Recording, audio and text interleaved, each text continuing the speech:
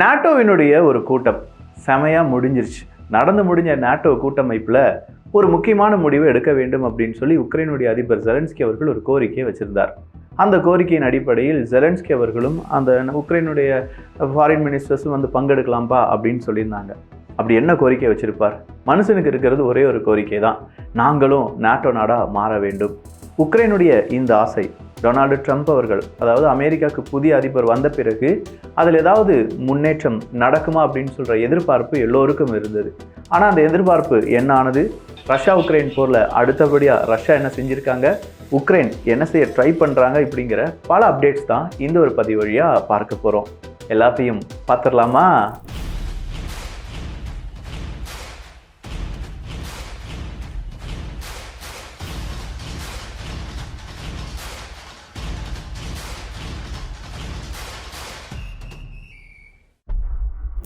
NATO membership.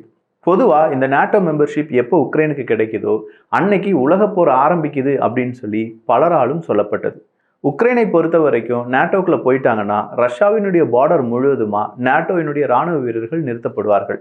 ரஷ்யாவுக்கு இது சுத்தமாக பிடிக்கல.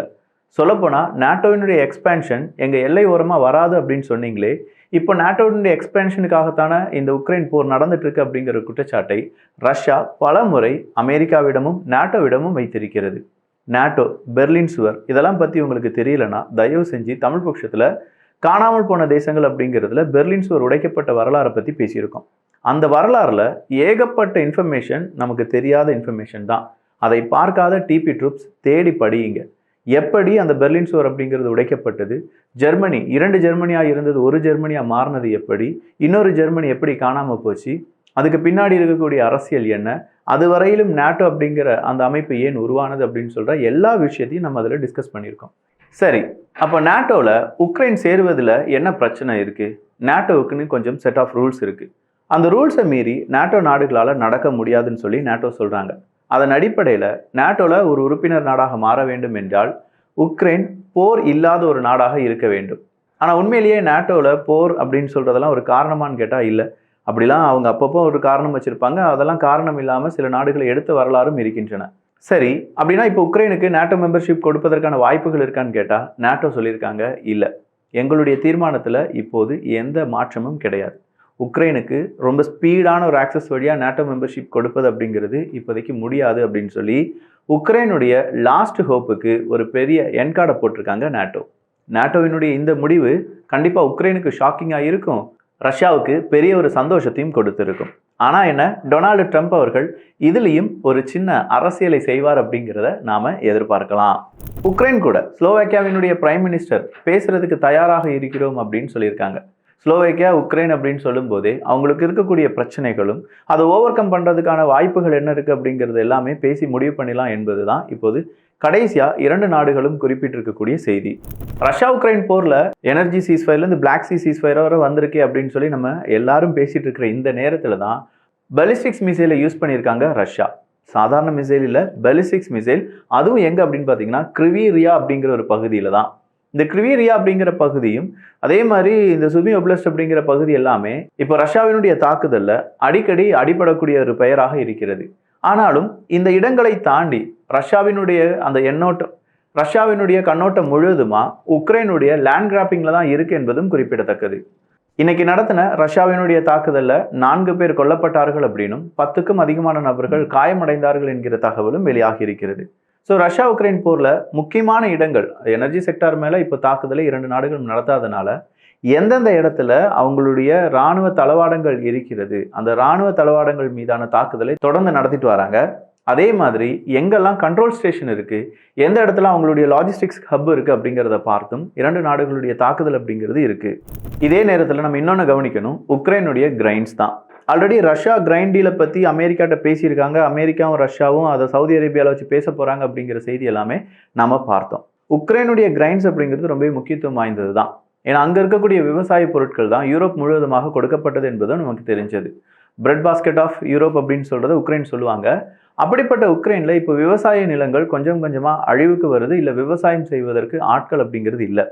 விவசாயம் அப்படிங்கிறதுல போர் அப்படிங்கிறது ரொம்ப பெரிய அளவில் ஓவர் கம் பண்ணதுனால விவசாய பொருட்கள் கிடைப்பதே ரொம்ப கஷ்டமாக இருக்கக்கூடிய இந்த தருணத்தில் உக்ரைனுடைய விவசாய பொருட்களை திருடி அதை பிளாக் மார்க்கெட் வழியாக எங்கே அனுப்புகிறாங்களாம்? நிறைய நாடுகளுக்கு, குறிப்பாக ஹூத்திஸ்க்கெலாம் அனுப்பி விடுறாங்க. அப்படி ஒரு நெட்வொர்க்கை அமெரிக்கா இன்னைக்கு கண்டுபிடிச்சிருக்காங்க. அந்த நெட்வொர்க்கினுடைய A to Z தலைவர்கள்லேருந்து யார் சப்ளையர்ஸ் அப்படிங்கிறத வர கண்டுபிடிச்சு அந்த நெட்வொர்க்கை நாங்கள் முழுவதுமாக அழித்து விட்டோம். இதே மாதிரியான நெட்வொர்க், இது சார்ந்து இருக்கக்கூடிய நிறுவனங்கள், இவங்க எல்லாருக்குமே நாங்கள் பொருளாதார தடையை விதிக்கிறோம் அப்படின்னு சொல்லி அமெரிக்கா அவங்களுடைய பொருளாதார தடையை விதித்திருக்கிறது. ஸோ போர் நடக்கக்கூடிய ஒரு பூமியிலிருந்து கூட ஒரு விவசாய பொருட்களை எடுத்து அதை ஹூத்திஸ்க்கு கொடுக்க முடிகிறது என்றால் இதுக்கு பின்னாடி எவ்வளோ பெரிய ஒரு நெட்வொர்க், ஒரு மாஃபியா அப்படிங்கிறது இருக்கலாம். அதுவும் இவ்வளோ நாள் எந்த நாடுகளுக்கும் தெரியாமல் இது நடந்திருக்குமா, இல்லை யாருக்காவது தெரிந்தே இது நடக்குமா அப்படிங்கிறது எல்லாமே போக போக உள்ள விசாரணையில் நமக்கும் தெரிய வரும். ஆனாலும் இப்படி ஒரு சம்பவம், இப்படி ஒரு நெட்வொர்க் இருந்ததை இப்போது உறுதிப்பட சொல்லியிருக்கிறது அமெரிக்கா. ஃபாரின் கம்பெனிஸ் ரஷ்யாவுக்குள்ள மறுபடியும் வரப்போறாங்க என்கிற செய்தியை ரஷ்யா கொஞ்ச நாளாவே சொல்லிட்டு வந்தாங்க. ஆனால் இப்போ ரஷ்யா அதை கொஞ்சம் மறுத்து இருக்கிறது. நிறைய நிறுவனங்கள் மறுபடியும் ரஷ்யாவுக்குள் வருவது அப்படிங்கிறத விரும்பலை, இல்லை கொஞ்சம் டிலே ஆகட்டும், நாங்கள் வாரோம் அப்படிங்கிற தகவலை சொன்னதாக செய்திகளை வெளியிட்டிருக்கிறது. ஆனால் இந்த செய்தியை வெளியிட்டிருப்பது மேற்குலக நாடுகள் தான். என்ன சொல்லியிருக்காங்கன்னா, ரஷ்யாவை விரும்பவில்லை மேற்குலக நாடுகளுடைய நிறுவனம், அவ்வளோ சீக்கிரமாக ரஷ்யாவுக்குள்ளே போய் நாங்கள் மறுபடியும் எங்களுடைய பிரான்ச்சை தொடங்க விரும்பவில்லை அப்படின்னு சொல்லி மெக்டொனால்ட்ஸ்லேருந்து எல்லா நிறுவனத்தினுடைய பெயரையும் போட்டிருக்காங்க. செக் நாட்டினுடைய முக்கியமான ஒரு சேட்டலைட், அது மிலிட்ரி சேட்டலைட். அந்த மிலிட்ரி சேட்டலைட்டினுடைய பெயர் சாட்டர்னின் 1 அப்படிங்கிறது தான். இந்த சாட்டர்னின் 1 அப்படிங்கிற இந்த சேட்டலைட்ல இருந்து சிக்னல்ஸ் செக் குடியரசுக்கு கிடைக்க ஆரம்பித்து விட்டது என்கிற தகவல் செக் குடியரசுக்கு ஒரு பாசிட்டிவான செய்தி. இந்த செக் குடியரசினுடைய இந்த சேட்டலைட் உக்ரைனுக்கும் பயன்படும் என்பதும் குறிப்பிடத்தக்கது. பொதுவாக செக் என்ன செய்கிறாங்கன்னா, ரஷ்யாவுக்கு எதிராக உக்ரைனுக்கு ஆதரவாக என்னென்ன செய்ய முடியுமோ, அது பணமாக இருக்கட்டும், இல்லை அவங்களுக்கு தேவையான இராணுவ உதவியாக இருக்கட்டும், எல்லாத்தையுமே செஞ்சு கொடுத்துட்டு இருந்தாங்க. இப்போ சேட்டலைட் வழியான உதவியும் உக்ரைனுக்கு செய்ய போவதாக செக் குடியரசு அறிவித்திருக்கிறது. ரஷ்யாவினுடைய முக்கியமான ஒரு விமானம் தான் ஸ்ட்ராட்டஜிக் பாம்பர் Tu-22M3 லாங் ரேஞ்ச் விமானம். இந்த லாங் ரேஞ்ச் பாம்பர் விமானம் Tu-22M3 அப்படிங்கிற இந்த விமானம் இன்று விபத்துக்குள்ளானதாக செய்திகள் வெளியாகியிருக்கிறது.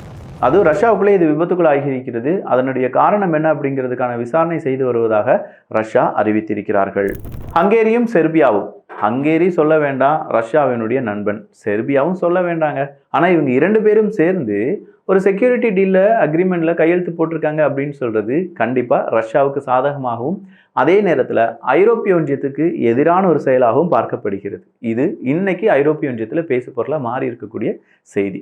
ஸோ நிறைய செய்திகள் பார்த்துருக்கோம். இந்த செய்திகளை பற்றி உங்களுடைய கருத்துக்கள் இங்கே வரவேற்கப்படுகின்றன. எல்லோரும் வியூகத்தில், தமிழ் வியூகத்தில் இணைந்திருங்கள். நல்லதை பகிர்ந்து நல்ல சமுதாயத்தை உருவாக்குவோம். நன்றி, வணக்கம்.